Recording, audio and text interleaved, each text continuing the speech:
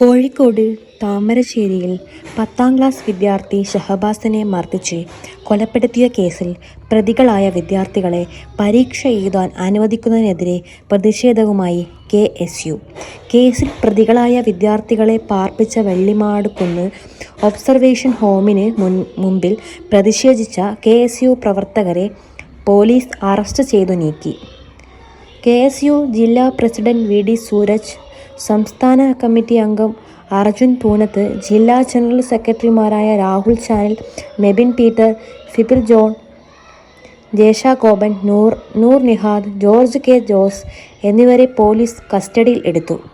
കഴിഞ്ഞ ഞായറാഴ്ച ട്യൂഷൻ സെന്ററിലെ യാത്രയപ്പിലുണ്ടായ പ്രശ്നങ്ങളെ തുടർന്നായിരുന്നു ഷഹബാസിന്റെ മരണത്തിനിടയാക്കിയ അക്രമങ്ങൾ നടന്നത്. ട്യൂഷൻ സെന്ററിൽ പഠിക്കുന്ന താമരശ്ശേരി GVHSS വിദ്യാർത്ഥികളും എളേറ്റിൽ സ്കൂൾ വിദ്യാർത്ഥികളും ഏറ്റുമുട്ടുകയായിരുന്നു. ട്യൂഷൻ സെന്ററിലെ വിദ്യാർത്ഥികളായിരുന്നെങ്കിലും എളേറ്റിൽ സ്കൂളിൽ സഹപാഠികൾക്കൊപ്പം ഷഹബാസും വിഷയത്തിൽ ഇടപെടുകയായിരുന്നു. ഈ സംഘർഷത്തിലാണ് സഹബാസിന് മർദ്ദനമേറ്റത്. ജുവനൈൽ ജസ്റ്റിസ് ബോർഡിനു മുൻപാകെ ഹാജരാക്കിയ 5 വിദ്യാർത്ഥികളെയും വെള്ളിമാടുകുന്ന് ഒബ്സർവേഷൻ ഹോമിൽ റിമാൻഡ് ചെയ്തു. മുഴുവൻ പേരുടെയും ജാമ്യാപേക്ഷ തള്ളിയ കോടതി അവർക്ക് സ്കൂളിൽ വച്ച് SSLC പരീക്ഷ എഴുതാൻ അനുമതി നൽകിയിരുന്നു. പരീക്ഷയ്ക്ക് ശേഷം തിരികെ ഒബ്സർവേഷൻ ഹോമിൽ ഹാജരാവണം. എന്താണ് കേരളം ഇങ്ങനെ? ഒരു പാവം മനുഷ്യൻ, ഒരു പാവം കുട്ടി, അവൻ്റെ കുടുംബത്തിൻ്റെ വേദന അത് നമ്മൾ ഓർക്കണ്ടേ? അവനും ഇതേപോലെ SSLC പരീക്ഷ എഴുതേണ്ടവനായിരുന്നു.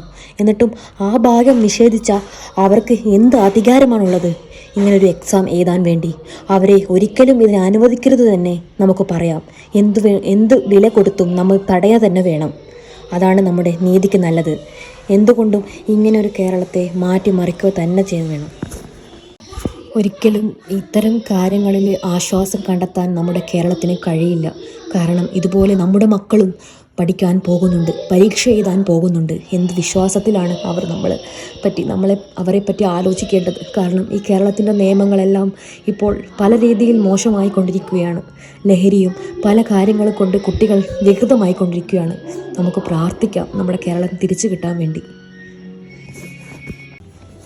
ഷഹബാസിൻ്റെ കൊലയാളികളെ പോലീസ് സംരക്ഷണത്തോടുകൂടെ പരീക്ഷ എഴുതി ഭരണകൂട നിലപാട് കുടുംബത്തോട് ചെയ്യുന്ന തികഞ്ഞ അനീതിയാണ്.